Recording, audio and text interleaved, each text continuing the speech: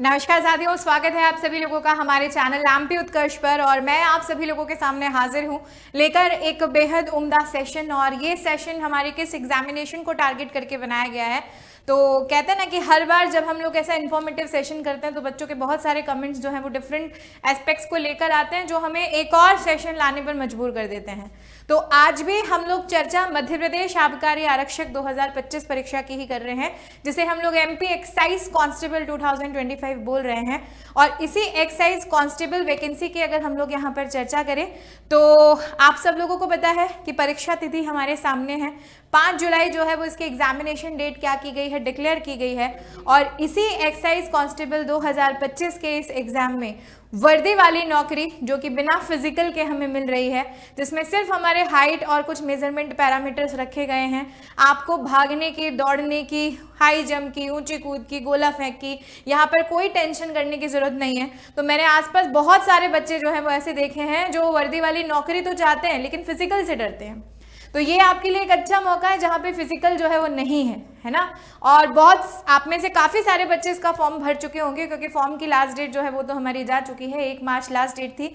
लेकिन फॉर्म भरने के बाद अब बहुत सारे प्रश्न जो है वो हमारे दिमाग में आ रहे हैं, क्योंकि मैम मार्च चल रहा है और जुलाई में जो है वो एग्ज़ाम है। समय हमारे पास बहुत ज़्यादा नहीं है, माने तो सफिशिएंट टाइम है, लेकिन जहाँ पर बात होती है कि मुझे तो मैम बेसिक्स भी क्लियर नहीं है, मेरे बेसिक्स भी बिल्कुल जो है वो बिल्कुल क्लियर नहीं है। तो मेरी प्रिपरेशन टिप्स जो है वो यहाँ पर क्या होनी चाहिए, किस तरीके से मैं तैयारी करूँ, मुझे समझ नहीं आ रहा मैं कहाँ से शुरू करूँ, कहाँ से ख़त्म करूँ, किस सब्जेक्ट को ज़्यादा वेटेज दूँ, किस सब्जेक्ट को कम वेटेज दूँ। तो आज इन्हीं प्रिपरेशन टिप्स पे मैं कुछ चर्चा आप लोगों से करने वाली हूँ। आई होप कि मेरी ये चर्चा आप सभी लोगों के लिए एक लाभदायक साबित होगी, आप सब लोगों के लिए कहीं ना कहीं एक वरदान साबित होगी। तो हम जो है वो बात करेंगे इन्हीं की प्रिपरेशन टिप्स पे। तो मध्य प्रदेश आबकारी आरक्षक 2025 वर्दी वाली नौकरी, मध्य प्रदेश में वर्दी वाली नौकरी और प्रिपरेशन टिप्स पे हम लोग बात करते हैं, ठीक है। तो सबसे पहला पैरामीटर तो हमारे सामने यही है कि हमें रिटन एग्जामिनेशन क्लियर करना है। हम जो है वो हम फिजिकल पे बाद में जाएंगे, हमारी हाइट और ये पैरामीटर्स बाद में देखे जाएंगे, लेकिन सबसे पहला क्वेश्चन हमारे सामने इस रिटन को क्लियर करने का है। और यही सबसे बड़ी जंग है इस एग्जाम की, ठीक है, क्योंकि फॉर्म आप सब लोगों ने हाइट और ये पैरामीटर्स देख के ही भरा होगा। जिसकी हाइट जो है वो इसकी हाइट के से मैच नहीं कर रखी होगी, आई होप कि उस बच्चे ने फॉर्म भी नहीं भरा होगा। तो वो पैरामीटर्स तो हमने पहले ही चेक कर लिए।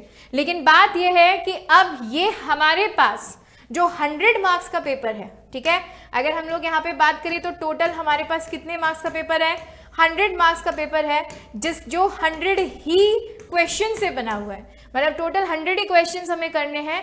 100 मार्क्स का पेपर है, हर क्वेश्चन का 1 मार्क है, जिसमें तार्किक ज्ञान को 40 नंबर इन्होंने दिए हैं, बौद्धिक क्षमता को 30 नंबर इन्होंने दिए हैं, विज्ञान और सरल अंक गणित को भी 30 नंबर इन्होंने दिए हैं। और एक और एडवांटेज देखो, इस वैकेंसी में बहुत सारे एडवांटेज हैं। पहली बात, मैम ये वर्दी वाली नौकरी है लेकिन इसमें फिजिकल नहीं है। मैम ये वर्दी वाली नौकरी है लेकिन इसमें नेगेटिव मार्किंग भी नहीं है। मैम ये वर्दी वाली नौकरी है और इसमें इंग्लिश भी नहीं है। हम में से बहुत सारे बच्चों को फिजिकल से भी डर लगता है, इंग्लिश से भी डर लगता है, और जहाँ नेगेटिव मार्किंग होती है वहाँ पर हम लोग चाहते हुए भी हमें लग रहा है कि आंसर है पर हम टिक नहीं कर पाते हैं, ठीक है। तो ये 3 एडवांटेज आप लोगों को इस वैकेंसी में यहाँ पर क्या हो रहे हैं, दिखाई दे रहे हैं। तो यहाँ पे कोई नेगेटिव मार्किंग नहीं है। लेकिन हमारे बहुत सारे बच्चे इन 3 शब्दों को ही नहीं समझ पाते कि 40-30 मार्क्स तो मैम डिवाइड कर दिए, ठीक है, लेकिन ये जो 3 शब्द हैं इनके अंतर्गत हमें कौन कौन से सब्जेक्ट्स यहाँ पर पढ़ने पड़ेंगे। तो देखो, इंक्लूडिंग सब्जेक्ट्स की जब यहाँ पर चर्चा की जाएगी तो आप सब लोगों को याद रखना है कि यहाँ पर मैथ्स एक सब्जेक्ट है, रीजनिंग एक सब्जेक्ट है, जनरल साइंस एक सब्जेक्ट है, स्टैटिक जीके या जिसे जीएस हम लोग बोलते हैं वो एक सब्जेक्ट है, और एमपी जीके भी यहाँ पर एक सब्जेक्ट है, ठीक है। लेकिन सबसे कम वेटेज अगर हम लोग बोले तो इस एमपी जीके का है, क्योंकि प्रीवियस ईयर के क्वेश्चन पेपर का एनालिसिस भी मैं आप लोगों को पिछले एक सेशन में बता चुकी हूँ। आप सब लोग जो है वो सब लोग मेरे सेशंस को ध्यान से देखा करिए। पिछला सेशन मैंने एक लिया था जिस सेशन में मैंने आपको इसी परीक्षा में हर एक विषय के हर एक टॉपिक से कितने क्वेश्चन पूछे गए थे उनके बारे में एक डिटेल डिस्क्रिप्शन दिया है। तो मैं उस चीज़ को वापस तो यहाँ नहीं दोहराऊंगी, ठीक है, कि मैथ में कौन कौन से टॉपिक्स आएंगे, किस किस टॉपिक से कौन कौन सा सब्जेक्ट जो है वो आने वाला है, कि कौन सा टॉपिक जो है वो कितने नंबर का आने वाला है, पिछली बार इसमें से कितने नंबर पूछे थे, नहीं, इन सब के बारे में हम बात नहीं करेंगे, because we are previously discussed in this topic about this, ठीक है। चलो, तो अगर ये हम लोग बात करें तो मैथ्स हो गया, रीजनिंग हो गया, जनरल साइंस हो गया, एमपी जीके हो गया, स्टैटिक जीके हो गया। सबसे कम वेटेज एमपी जीके का है, क्योंकि एमपी जीके के पिछली परीक्षाओं में अगर देखा जाए तो सिर्फ 5 से 6 क्वेश्चन हमसे क्या किए गए हैं, पूछे गए हैं। लेकिन अगर हम स्टैटिक जीके की बात करें तो 10 से 15 क्वेश्चन जो है वो हमसे इस स्टैटिक जीके में से पूछे जा रहे हैं। और रही बात इन 3 सब्जेक्ट की, तो मुझे नहीं लगता कि अगर आप लोग एक कंपटीशन एरा में एंटर हो चुके हो तो इस कंपटीशन एरा में एंटर होने के बाद आप लोगों के सामने कोई टारगेट नहीं रहा होगा। इस कंपटीशन एरा में एंटर होने के बाद आप लोगों के सामने टारगेट रहा होगा कि मैम मुझे मैथ्स, रीजनिंग और जनरल साइंस, ये 3 ऐसे सब्जेक्ट हैं जो हर एग्जाम में पूछे जाते हैं। ठीक है, मैथ्स के वही कॉमन टॉपिक्स हैं, हर एग्जाम में आ रहे हैं, रीजनिंग के वही कॉमन टॉपिक्स हैं, हर एग्जाम में जा रहे हैं। और ये 2 सब्जेक्ट जो है ना, ये क्या मांगते हैं, ये प्रैक्टिस मांगते हैं। सिर्फ पढ़ने से काम नहीं चलेगा बच्चों। ठीक है, कि सरल ब्याज ये होता है, चक्रवर्ती ब्याज ये होता है, रेशियो ऐसे कैलकुलेट करते हैं, सिर्फ पढ़ने से काम नहीं चलेगा। इस पर किस तरह के क्वेश्चंस आते हैं, उन क्वेश्चंस की आप जितनी ज़्यादा मोर एंड मोर प्रैक्टिस करोगे, ठीक है, तो these subjects become your favourite subject. जो बच्चे बैंक की तैयारी करते हैं उनका सबसे इंपॉर्टेंट टास्क यही होता है, मैथ्स, रीजनिंग, इंग्लिश। और वहाँ पे जो सबसे बड़ा हमारे पास टास्क होता है वही होता है कि हमारे पास टाइम लिमिटेड होता है, उस लिमिटेड टाइम में हमें इतने क्वेश्चंस करने होते हैं। तो कॉन्सेप्ट भी जरूरी है, प्लस आप सब लोग भी याद रखना कि यहाँ पर प्रैक्टिस क्यों जरूरी है, क्योंकि सिर्फ कॉन्सेप्ट पता होना जरूरी नहीं है। कॉन्सेप्ट के साथ साथ क्या चाहिए बच्चा, स्पीड भी चाहिए। ठीक है, स्पीड भी चाहिए, आपकी कैलकुलेटिव जो स्पीड है वो भी अच्छी होनी चाहिए, तभी आप मैथ्स के क्वेश्चन को समय पर सॉल्व कर पाओगे। ठीक है, सेम थिंग रीजनिंग में है। तो ये 2 सब्जेक्ट प्रैक्टिस मांगते हैं, ये सब्जेक्ट फैक्ट्स मांगता है। जनरल साइंस जो है वो क्या मांगता है, फैक्ट्स मांगता है। एंड आई श्योर से यू बेटा कि ये 3 सब्जेक्ट ऐसे हैं जिनको अगर आपने एक बार अच्छे से तैयार कर लिया ना, तो आप जितने भी एग्जाम दोगे, इवन एमपी से बाहर के भी एग्जाम दोगे, सेंट्रल लेवल का भी कोई एग्जाम आप दे रहे हो, आपको बहुत मदद मिलने वाली है, बहुत मदद। आप ये मान के चलो कि किसी एग्जाम में 6 सब्जेक्ट हैं, 3 ये मिलेंगे ही मिलेंगे, इन्हें कोई नहीं छोड़ सकता, चौथा ये मिलेगा ही मिलेगा, ये हट ही नहीं सकता।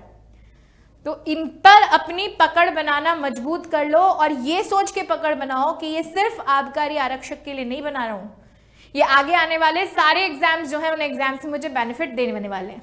ठीक है, दूसरी बात आपके लिए खुशखबरी ये है कि यहाँ पर इंग्लिश जो है वो इंग्लिश नहीं है, तो इंग्लिश से डरने वाले बच्चे बिल्कुल खुश हो जाएं। ठीक है, यहाँ कोई वोकैबुलरी नहीं पढ़नी है, कोई ग्रामर जो है वो हम लोगों को नहीं पढ़नी है। अब प्रिपरेशन टिप्स में अगर हम लोग बात करें कि मैम ठीक है, मैं ये सोच रहा हूँ कि मैम होली का त्यौहार आने वाला है, अब इस होली के त्यौहार के बाद मैं अपनी तैयारी जो है वो बिल्कुल स्पीड में शुरू कर दूँ। अभी तो मैंने अपने आप को रोक रखा है, सभी ने रोक रखा होगा। ठीक है, लेकिन प्रिपरेशन टिप्स में जो सबसे पहला पार्ट रहता है वो किसका रहता है बेटा, प्लानिंग का रहता है। प्लानिंग इन द सेंस कि मैं अगर ये मान के चल रही हूँ कि 15 तारीख तक होली है, तो मेरे पास मार्च के 15 दिन है, मेरे पास अप्रैल के पूरा जो है वो पूरा महीना है, मेरे पास मई का पूरा महीना है, जून का पूरा महीना है, 3 महीने 15 दिन मेरे पास है। और इन 3 महीने 15 दिन में मैं कैसे अपने इन सारे सब्जेक्ट्स को डिवाइड करूँ, ठीक है, कैसे मैं इन सारे टॉपिक्स को डिवाइड करूँ कि मैं 3 महीने में से 2 महीने में तो अपने कॉन्सेप्ट्स क्लियर कर लूँ, और मुझे फिर 1-1.25 महीना सिर्फ रिवीजन और प्रैक्टिस के लिए चाहिए। तो ये प्लानिंग आप लोगों के पास होनी चाहिए, हर बच्चे के पास। कोई भी काम बिना प्लानिंग के करोगे, घी खिचड़ी सब मिक्स हो जाएगा, अंत में बनेगा कुछ नहीं। ठीक है, स्वाद भी नहीं आएगा। तो planning is very very very compulsory. Then उस प्लानिंग को शेड्यूल करो। शेड्यूल इन द मीन्स कि मैम मैंने डिसाइड कर लिया कि मैं ऐसे ऐसे ऐसे सब्जेक्ट को इस तरीके से यहाँ पर पढ़ने वाला हूँ, इसमें मेरे वीक टॉपिक्स जो हैं वो ये हैं, मेरे को जो टॉपिक्स आते हैं वो ये हैं, इन पर मुझे ज़्यादा प्रैक्टिस की ज़रूरत है, इन पर मुझे कम प्रैक्टिस की ज़रूरत है। Now the time to work on it, कि आप उन पर काम कैसे करोगे। दिन के 24 घंटे होते हैं, उन 24 में से पढ़ने के लिए कितने घंटे निकालने हैं। मैं कोचिंग भी जाता हूँ, मेरे को और भी काम है, कोई नौकरी भी कर रहा है, किसी के पास और जिम्मेदारी है, ठीक है, पढ़ने के कितने घंटे हैं। अगर 5 घंटे हैं, 4 घंटे हैं, 3 घंटे हैं, तो उन्हें डिवाइड करो कि मैं 3 घंटे रोज क्या पढ़ूंगा। वीक में मेरे पास 6 से 7 दिन है, तो 6 से 7 दिन में मैं उन 3 घंटों को कैसे डिवाइड करूं, क्योंकि हर सब्जेक्ट को इक्वल वेटेज देना बिल्कुल आपके लिए जरूरी है। ऐसा नहीं है कि एक में बहुत अच्छी हो, एक में बेकार हो, काम चल जाएगा, नहीं चलेगा। ठीक है, बिल्कुल भी नहीं चलेगा, क्योंकि यहाँ पे पास होने वाली बात नहीं है, मेरिट में आने वाली बात है। तो शेड्यूलिंग बहुत अच्छी होनी चाहिए, शेड्यूल करो अपनी चीजों को। हालांकि मैं कहती हूँ यहाँ पर आप खरे नहीं उतरोगे, ठीक है, जिंदगी में बहुत सारी ऐसी स्थितियां होती हैं, कभी कोई त्योहार आ जाता है, कभी कोई काम आ जाता है, कभी कोई कहीं जाना पड़ जाता है, तो हालांकि हम इस पर खरा नहीं उतर सकते 100%, ठीक है, हम भी करेंगे तो हम भी नहीं उतर सकते, लेकिन मैं ये तो कोशिश कर सकता हूँ कि मैं 80% अपने शेड्यूल पे खरा उतरूँ, 20% तो मैं कंटिजेंसी सिचुएशन के लिए छोड़ देता हूँ, 80% तो मैं उसे फॉलो कर सकूँ। ये दृढ़ संकल्प अपने आप से करना है। देन जब आप शेड्यूल करके टॉपिक्स को पढ़ लोगे तो सिर्फ पढ़ना जरूरी नहीं है, practice makes the man perfect. भैया चीजें तो पढ़ ली, लेकिन ये भी पता होना चाहिए कि इस पर क्वेश्चन कैसे आते हैं, और इस पर क्वेश्चन आने के लिए आपके पास बहुत सारे हमारे सेशंस हैं यूट्यूब पे, बहुत सारी आपके पास किताबें हैं जहाँ ढेरों प्रश्न आपको टॉपिक से रिलेटेड मिल रहे हैं। आप उन्हें सॉल्व करना स्टार्ट कर दो, और सॉल्व करने में भी अपनी स्ट्रैटेजी रखो कि अगर एक ऑप्शन सही है तो बाकी 3 गलत क्यों हैं।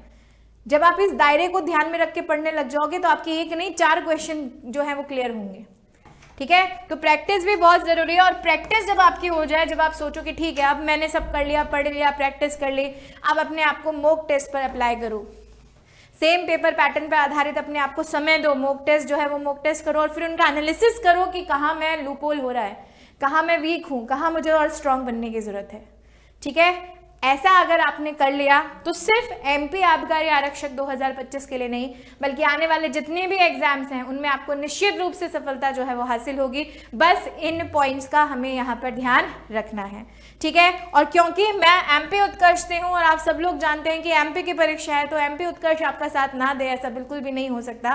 तो जितने भी बच्चे एमपी एक्साइज कांस्टेबल की तैयारी कर रहे हैं, आप सब लोगों को याद रखना है कि हमारा होली ऑफर जो है वो स्टार्ट हो चुका है, होली हंगामा ऑफर, जो कि 9 से 22 मार्च तक चलने वाला है। एक लंबा समय जो है वो यहाँ पे आपको मिल रहा है, 9 से 22 मार्च तक ये ऑफर चलने वाला है, जिसमें अप टू 90% डिस्काउंट आपको जितने भी हमारे एमपी पर कोर्सेज हैं, जितने भी कोर्सेज हैं हमारे एमपी के, उन सभी कोर्सेज पर अप टू 90% डिस्काउंट, प्लस आपको 100% तक का कैशबैक भी इसमें मिल रहा है।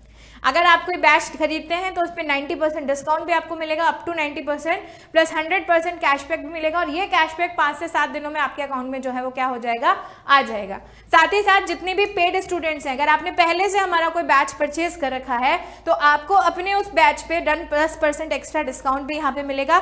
बस आपको याद रखना है कि आपको कूपन कोड अप्लाई करना है होली, यानी पहले से जो पेड बच्चे हैं वो पेड बच्चे एक्स्ट्रा 10% डिस्काउंट पे यहाँ पे अवेल करेंगे। और ये सारी चीजें जो है वो आप लोगों को क्यों मिल रही है, क्योंकि होली जैसा पावन पर्व जो है वो हमारा आने वाला है, तो बच्चों के लिए उपहार तो बनता है, और ये उपहार आप लोगों के लिए है उत्कर्ष परिवार की तरफ से, ठीक है। तो आने वाले होली के पर्व की आप सभी लोगों को बहुत शुभकामनाएं, प्लस ऐसी ही उम्दा जानकारी लेकर मैं फिर आप लोगों के सामने हाजिर होती रहूंगी। तब तक के लिए थैंक यू सो मच, धन्यवाद, good bye and take care बच्चों।